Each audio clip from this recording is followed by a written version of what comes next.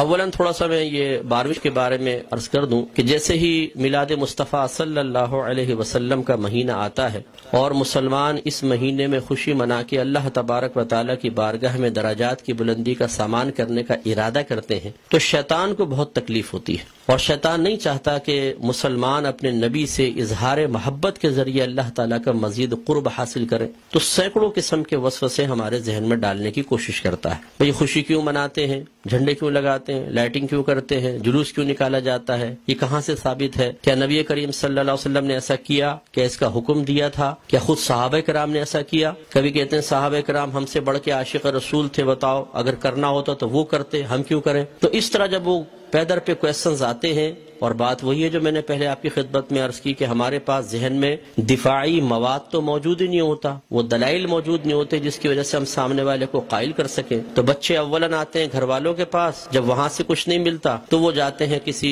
مسجد وغیرہ میں، بعض اوقات وہاں پہ بھی لفٹ نہیں کرائی جاتی۔ تو پھر آج کل علم حاصل کرنے کا سب سے پاورفل ذریعہ ہے سوشل میڈیا، پھر جا کے بیٹھ جاتے ہیں سوشل میڈیا پہ، اور وہاں پہ ہر طرح کا جاہل ترین آدمی بیٹھا ہوا ہے جس کو دین کی الف بے بھی نہیں آتی، اور معذرت کے ساتھ میں لفظ کہوں گا اس کو استنجا کرنا آتا نہیں ہے، اور وہ وہاں بیٹھا ہوا قرآن حدیث کے دلائل دے رہا ہے، اور پھر وہ الٹے سیدھے دلائل پڑھنے کے بعد تو اور انسان کا ذہن گڑبڑ ہو جاتا ہے۔ تو کچھ باتیں بس میں اس کے بارے میں عرض کر کے پھر اپنے بیان کی طرف آؤں گا۔ دیکھیں، میلاد مصطفیٰ صلی اللہ علیہ وسلم کی لغوی بحث کو چھوڑ کر ہم اس لفظ کو بولتے ہیں چند افعال و اعمال کے مجموعے پر کہ یہ میلاد مصطفیٰ منا رہے ہیں، مثلا اس میں کھانا کھلانا، سرکار کے فضائل بیان کرنا، نعت خوانی کی محافل ہیں، جھنڈے لگانا، لائٹنگ کرنا، جلوس نکالنا، ان تمام چیزوں کے مجموعے کا نام رکھ دیا جاتا ہے میلاد مصطفیٰ، کہ یہ میلاد مصطفیٰ منا رہے ہیں۔ اور اگر دیکھا جائے تو اصل میں سرکار کی ولادت پاک کی خوشی ہم منا رہے ہوتے ہیں، اس کے لیے طریقہ اختیار کرتے ہیں، تو ان تمام کو کہہ دیتے ہیں جی میلاد کی محفل ہو رہی ہے، میلاد مصطفیٰ منا رہے ہیں۔ تو پہلی بات تو یہ کہ خوشی منانا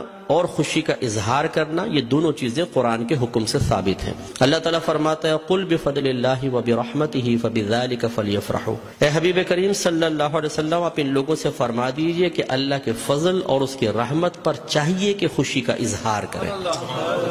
کہنے والا کون ہے؟ اللہ تبارک و تعالی۔ اور اگر میں آپ سے پوچھوں کہ اللہ کا سب سے بڑا ہم پر کیا گیا فضل کیا ہے اور اس کی نازل کردہ رحمت کیا ہے، تو ہر مسلمان بے اختیار کہے گا کہ ہمارے نبی کریم صلی اللہ علیہ وسلم سب سے بڑا اللہ کا فضل، سب سے بڑی اللہ کی رحمت کہ ہمارے سرکار کے قدموں سے ہمیں قرآن ملا ہے، ایمان ملا ہے، حتیٰ کہ اللہ تبارک و تعالیٰ نے اپنی معرفت بھی اس وقت تک چھپا کر رکھی جب تک اپنے حبیب کو ظاہر کرنے کا ارادہ نہ فرمایا، حبیب کو ظاہر کیا اور پھر اپنی معرفت ہم تک پہنچائی۔ تو ہم نے تو اپنے نبی کے ذریعے سب کچھ پایا، تو آپ سے بڑھ کر فضل اور رحمت اور کیا ہوگا؟ اور خود اللہ تعالیٰ فرما رہا ہے کہ مسلمانوں کو چاہیے، اے حبیب ان سے فرمائیے۔ یقینی سی بات ہے کہ کافر کو تو مکلف نہیں بنایا جا رہا نا، مخاطب مسلمان ہی ہوں گے، کہ مسلمانوں سے کہیے کہ اللہ کے فضل اور اس کی رحمت پر چاہیے کہ خوشی کا اظہار کرے۔ اور دوسری آیت میں فرمایا وَأَمَّا بِنِعْمَةِ رَبِّكَ فَحَدِّثْ، اور اپنے رب کی نعمت کا خوب چرچا کرو۔ حدث تحدیث سے نکلا ہے، تحدیث کا مطلب ہوتا ہے اللہ تعالیٰ کی کسی عطا کردہ نعمت کو کسی کے سامنے ظاہر کرنا، چاہے وہ قول سے ہو، جسے ہم کہتے ہیں جی اللہ کا بڑا فضل ہے بونڈ لگ گیا، اللہ کا بڑا فضل ہے مکان بنا لیا، اللہ کا بڑا فضل ہے میرے بیٹے کی شادی ہو گئی، یہ ہم نعمت کا اعتراف اور اظہار کر رہے ہوتے ہیں۔ اور اسی طریقے سے مختلف اعمال و افعال سے بھی بعض اوقات تحدیث نعمت ہوتی ہے۔ ایک دفعہ ایک صحابی نبی کریم صلی اللہ علیہ وسلم کی خدمت میں آئے، جو پھٹے پرانے سے تھوڑے کپڑے پہنے ہوئے تھے، مفلوق الحال سے تھے، تو سرکار نے فرمایا کہ کیا تمہارے پاس کوئی مال نہیں ہے؟ عرض کیا رسول اللہ صلی اللہ علیہ وسلم الحمدللہ ہر طرح کا مال ہے، مویشی ہیں، دراہم ہیں، دنانیر ہیں، باغات ہیں۔ تو سرکار نے شاید فرمایا پھر اللہ کی نعمت کا اثر آپ پر ظاہر ہونا چاہیے، اپنے آپ کو ایسا نہ رکھو بلکہ ایسے لباس پہنو، ایسی عادات و اطوار رکھو، ایسا طور طریقہ رکھو کہ لوگ جان جائیں کہ اللہ تعالیٰ نے آپ کو نعمتوں سے نوازا ہے۔ تو بتائیے کہ جب میلاد مصطفیٰ صلی اللہ علیہ وسلم آئے تو کیا ہمیں اپنے نبی کی اس طرح خوشی کا اظہار نہیں کرنا چاہیے تاکہ یہ ظاہر ہو کہ اللہ تعالیٰ نے ہمیں اپنے نبی کی سب سے بڑی نعمت سے نوازا ہے؟ جب عام دولت کے لیے سرکار نے فرمایا تمہیں اللہ نے دولت دی ہے، اس کا اثر تم پہ ظاہر ہونا چاہیے، اس نعمت کا اثر ظاہر ہونا چاہیے، تو بتائیے کہ جب میرے سرکار تشریف لائے اس نعمت کا اظہار کیوں نہیں چاہیے؟ تو یہ دونوں چیزیں قرآن سے ثابت ہیں، تو خوشی منانا اور نعمت کا اظہار کرنا، جب اللہ تعالیٰ نے اس کا حکم دے دیا، اجازت دے دی،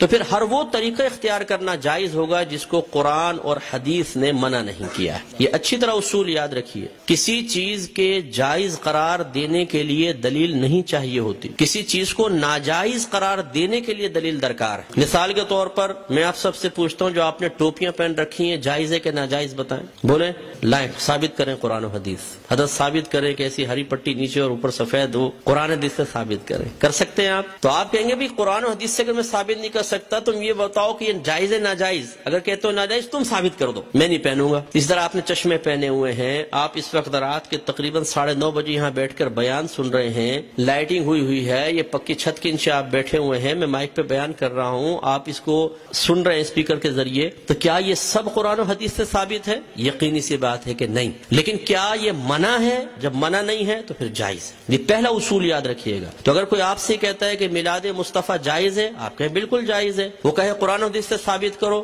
آپ کہیں کہ چلو میں بعد میں بولتا ہوں، پہلے تم یہ بتاؤ کہ ناجائز ہے، یس تو تم ثابت کرو۔ کوئی ایک آیت لا کر ایسی بتائیں، کوئی حدیث جس میں اللہ یا رسول نے فرمایا ہو کہ میلاد مصطفیٰ نہ مناؤ، اور جب اللہ تعالیٰ اس کے رسول منع نہ کر رہے ہوں تو پھر آپ اور میں کون ہوتے ہیں منع کرنے والے؟ بعض کہتے ہیں کہ جی سرکار نے ایسا نہیں کیا، صحابہ کرام نے نہیں کیا، نہ اس کا حکم دیا۔ یاد رکھیں یہ بھی کوئی قاعدہ ضابطہ نہیں ہے کہ اللہ کے نبی حکم دیں تو ہم کریں، حکم نہ ہو تو نہیں کر سکتے۔ صحابہ کرام کریں تو ہم کر سکتے ہیں، صحابہ کرام حکم دیں تو ہم کر سکتے ہیں، ورنہ نہیں کر سکتے۔ یہ کوئی ضابطہ قاعدہ نہیں ہے۔ اصل چیز وہی ہے جو میں نے آپ کو بتائی کہ اگر اللہ تعالیٰ اس کے رسول نے منع کیا ہے تو منع ہوگا، اور اگر منع نہیں کیا تو بالکل جائز ہوگا۔ اب میں اس کی آپ کو تھوڑی سی مثالیں بتاتا ہوں۔ دیکھیں آپ کی مسجدوں پہ گنبد اور مینار بنتے نہیں بنتے؟ آپ پوچھیں، کویسچن کریں، ہر مکتب فکر کی عبادت گاہ کے اوپر گنبد اور مینار ہے، کیا اللہ کے نبی نے اس کا حکم دیا تھا؟ صحابہ کرام نے حکم دیا؟ یا اللہ کے نبی نے بنائے، یہ صحابہ نے بنائے؟ نہیں، یہ بہت بعد کی ایجادات اور ہر مسجد کے اوپر ہے۔ یہ کیسے بدعت اور ناجائز کیوں نہیں ہو جاتے؟ قرآن پاک پہ زبر زیر پیش سرکار کے دور میں نہیں تھا، نہ صحابہ کے دور میں، بہت بعد میں لگے ہیں۔ 6 کلمے سرکار کے دور میں باقاعدہ اس طرح مرتب شدہ نہیں تھے، یہ بعد میں ہے۔ ایمان مفصل، ایمان مجمل پہلے نہیں تھی، یہ بعد میں ہے۔ اور اگر سرکار کے ہی دور کو لے لیں، سرکار نے قرآن کو مجتمع نہیں کیا تھا، صدیق اکبر کے دور میں ہوا ہے۔ سرکار کے دور میں، صدیق اکبر کے دور میں تراویح 20 رکعت ایک امام کے پیچھے نہیں ہوتی تھی، عمر فاروق رضی اللہ تعالیٰ عنہ نے کی ہے۔ اور ان پہلے 3 ادوار میں جمعے کی صرف ایک اذان ہوتی تھی جو اذان ثانی کہلاتی ہے۔ پہلی اذان حضرت عثمان غنی رضی اللہ تعالیٰ عنہ نے ایجاد فرمائی ہے۔ یہ ایک بازار تھا، وہاں پر ایک مقام زورہ تھا، جب مدینے میں وسعت پیدا ہوئی، اذان ہوتی تھی، دور تک آواز نہ پہنچ پاتی تھی، لوگوں تک اعلان نہ پہنچ پاتا تو آنے میں دیر ہو جاتی تھی، تو پھر آپ نے فرمایا کہ ہم ایک اذان اور شروع کریں گے جو اصل اذان سے جو دوسری اذان ہے اس سے آدھے پونے گھنٹے پہلے بازار کے پاس ہوگی، تاکہ لوگ ہوشیار ہو جائیں اور جمعے کی تیاری کر سکیں۔ ہر مکتبہ فکر جو جمعہ پڑھتا ہے وہ پہلی اور دوسری دونوں اذانیں دیتا ہے۔ وہاں یہ کویسچن کیوں نہیں پیدا ہوتا کہ جب اللہ کے نبی نے نہیں کیا تو پھر حضرت عثمان غنی نے کیسے کر لیا؟ اس کا مطلب ہے جب ضرورت پیش آتی ہے تو یہ اللہ کے نبی کی تعلیم ہے، خود صحابہ کرام نے ہمیں تعلیم دی ہے کہ آپ کسی بھی ایسی چیز کو شروع کر سکتے ہیں کہ جس کو اللہ تعالیٰ اس کے رسول نے منع نہیں کیا ہے۔ اسی طرح مدارس کا قیام آپ دیکھ لیں، ان میں سلیبس ہم نے رکھا ہوا ہے۔ اور اسی طرح میں آخری بات بس یہ مثال دیتا ہوں، ہر مسجد میں جماعت کے کچھ اوقات مقرر ہوتے ہیں، فجر اتنے بجے، ظہر اتنے بجے، عصر، مغرب، عشاء۔ کیا نبی کریم صلی اللہ علیہ وسلم نے حکم دیا تھا کہ اس وقت جماعت کرو؟ صحابہ کرام نے نہیں، ہم نے اپنی سہولت کے اعتبار سے کیا ہے۔ اور یہ ایک اعتراض کا بہت بڑا جواب بھی بن سکتا ہے۔ لوگ کہتے ہیں کہ آپ یہ 12ویں کا انتخاب کیوں کرتے ہیں؟ یہ بتائیں۔ اپنے پاس سے دن خاص کر لینا صحیح نہیں ہے، اپنے پاس سے دن خاص کر لینا صحیح نہیں ہے۔ تو یہاں میں آپ کو سمجھا دوں کہ کسی ایک چیز کو دوسری چیز کے ساتھ خاص کرنا 2 طرح کا ہوتا ہے۔ اللہ تعالیٰ اس کے رسول نے خاص کیا تو اسے کہتے ہیں تخصیص شرعی،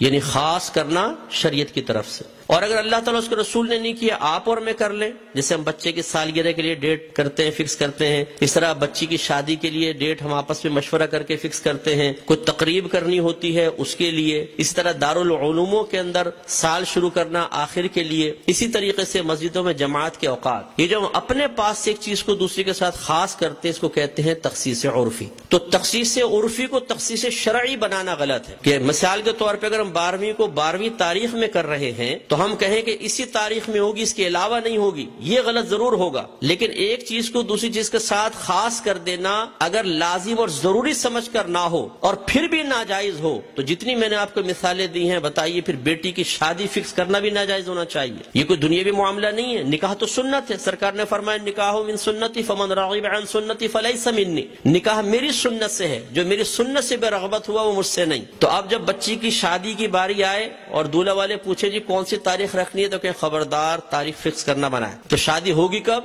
بس ہو جائے گی بغیر فکس کیے، کر کے بتائیں پھر ذرا۔ تو یہ مطلب ایک بے وقوفی کی سی بات ہے۔ تو اس لیے جماعت کے اوقات مخصوص کر دینا اور اس سے 1 منٹ بھی آگے پیچھے نہ ہونا۔ امام صاحب اگر 4 منٹ بھی لیٹ ہو جاتے ہیں تو لوگ یوں ٹائم دیکھتے ہیں، امام کہاں گیا، اور پھر جو شور مچتا ہے پوری مسجد کے اندر، کچھ امتحان ہے۔ خود جماعت میں لیٹ پہنچے کوئی بات نہیں، امام صاحب 1 منٹ بھی لیٹ نہیں ہونے چاہیے، بالکل وقت کے اوپر جمعہ شروع ہونا چاہیے، وقت پہ جماعت۔ تو جو ہم نے اپنے پاس سے خاص کیا اس میں کتنی سختی کر رہے ہیں، ہر مکتبہ فکر کرتا ہے۔ تو خلاصہ کلام یہ ہے کہ اللہ کے نبی کی جب یہ میلاد کا موسم آتا ہے، اس قسم کے بہت سارے وساوس ہماری طرف متوجہ ہوتے ہیں۔ اصول بس یہی ہے کہ اللہ کے رسول نے اگر حکم نہیں بھی دیا، کر کے نہیں بھی دکھایا، لیکن منع بھی نہیں کیا، تو ہمارے لیے بالکل اس کے کرنے کی شرعی طور پر اجازت ہے۔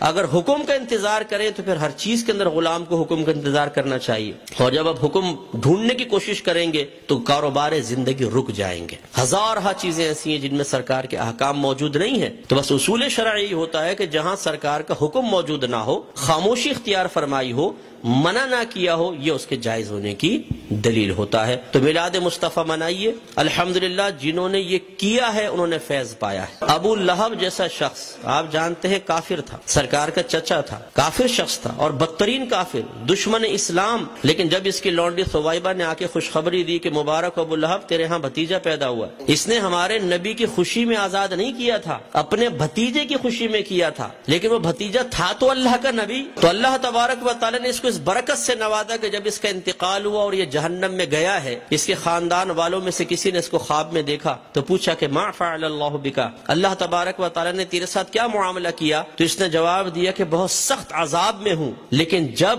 میں اس انگلی کو اپنے منہ میں لیتا ہوں کہ جس سے میں نے اپنی لونڈی کو آزاد کیا تھا، تو اللہ تبارک و تعالی اس سے پانی جاری فرما دیتا ہے۔ تو شیخ عبدالحق محدث دہلوی رحمۃ اللہ علیہ فرماتے ہیں لوگوں غور کرو، ایک دشمن تو ہمارے نبی کی خوشی منا کر جہنم میں راحت پائے، تو پھر ہم اگر اپنے حبیب کا میلاد منائیں، ان کی خوشی منائیں تو کتنی راحت پائیں گے۔ اور جب میرے سرکار صلی اللہ علیہ وسلم پیدا ہوئے تو خوشی تو اللہ نے بھی اس کا اظہار فرمایا، خوشی کا اظہار فرمایا، انعامات دیے، مبارکبادیں ہوئی۔ آپ تاریخ اٹھا کے پڑھیں، جب میرے آقا صلی اللہ علیہ وسلم کی ولادت ہوئی، ہر پرندے اور ہر جانور نے ایک دوسرے کو مبارکباد دی ہے کہ ہمارے نبی پیدا ہو گئے۔ فرشتے ایک دوسرے کو مبارکباد دے رہے تھے، حدیثوں کے اندر موجود ہے، فرشتے مبارکباد دے رہے تھے۔ اور اس زمانے میں جتنی حاملہ عورتیں تھیں اللہ تبارک و تعالی نے سب کو بیٹوں سے نوازا، اور وہ قحط سالی کا دور تھا، لیکن جب میرے آقا صلی اللہ علیہ وسلم پیدا ہوئے تو عرب کہتے ہیں کہ اتنی فصلیں ہوئیں، اتنا چارہ ہوا، اور ہمارے اونٹ چارہ کھا کھا کے اتنے موٹے ہو گئے کہ ہمیں خوف ہوا کہ شاید یہ چربی کی شدت سے پٹ پڑیں گے، اتنا اللہ نے نعمتوں سے نوازا ہے۔ تو خلاصہ کلام یہ ہے کہ میرے آقا صلی اللہ علیہ وسلم کی میلاد مصطفیٰ منانا یہ بہت بڑی سعادت کی بات ہے۔ وسوسوں سے قطع نظر خوشی کے ساتھ میلاد مصطفیٰ منائیں، انشاءاللہ برکت حاصل ہوگی۔